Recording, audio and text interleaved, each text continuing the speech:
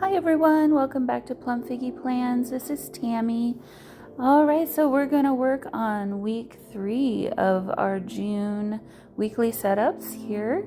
I did a very quick flip through of the month so far. I've been doing a scrapbooking kind of format that I've been using for this last month in my very first bullet journal. And it's very chunky, and that's fine with me. It's actually still very usable. Shout out to Archer and Olive for quality construction, because I've put this journal through its paces and it's just fine. It is starting to show a little bit of stress in the spine, just a little bit, but it's still very usable. Every page still lays very flat for me. I will say I am at the very end of the empty pages at the end of this journal, and trying to journal a little bit more, adding some personal, just, photos and, a little bit more of a long form journaling kind of an idea. And in the spine area, especially on the left page, it's a little harder to write there, but still very writable. So yeah. All right, so let's talk about what I'm doing. So I'm covering the page with some of the scrapbook paper got from Michaels. It's a Craft Studio. Craft Studio, is that the brand? Yeah, it's the Michaels brand, and it's from their spring release this year, 2025. It's kind of like a mod floral idea.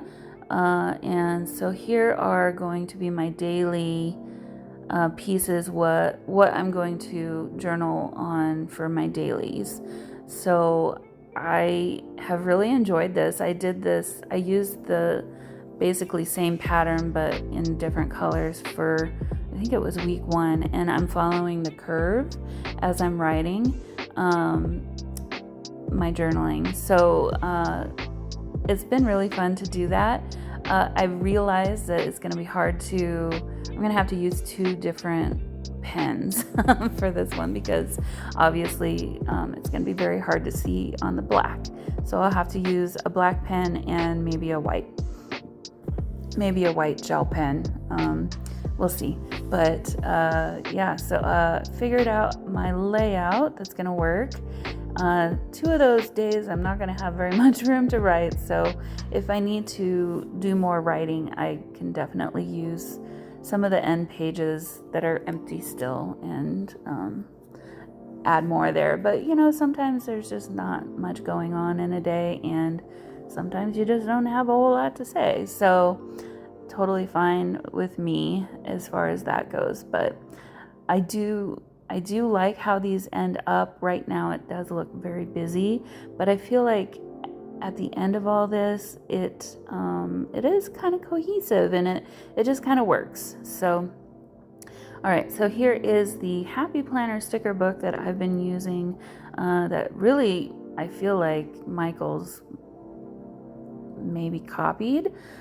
I don't want to say that, but they definitely borrowed the idea from, and for their paper pad here that I've been using. But anyway, just stamping out June on this sticker, and I'll use that as instead of putting it on scrapbook paper like I've been doing, I'm just going to use that for my June call out, and then I'll stamp out the days of the week and the numbers of the days on that scrapbook paper in the brown. That's hard to see right now, but it's just a scrap from the paper that I had used to decorate with. So I think it really ties it all in pretty well and makes everything pretty cohesive, and I think it looks pretty nice. So been doing that and trying not to waste too much of it. As you can see, I don't have a lot of space that's extra left over, so I've had to kind of, even though I thought they were skinny enough, not too tall, I've had to kind of cut them down even more. And I would use scissors for this, honestly, it'd be a lot easier probably and faster, but I can't cut straight for anything.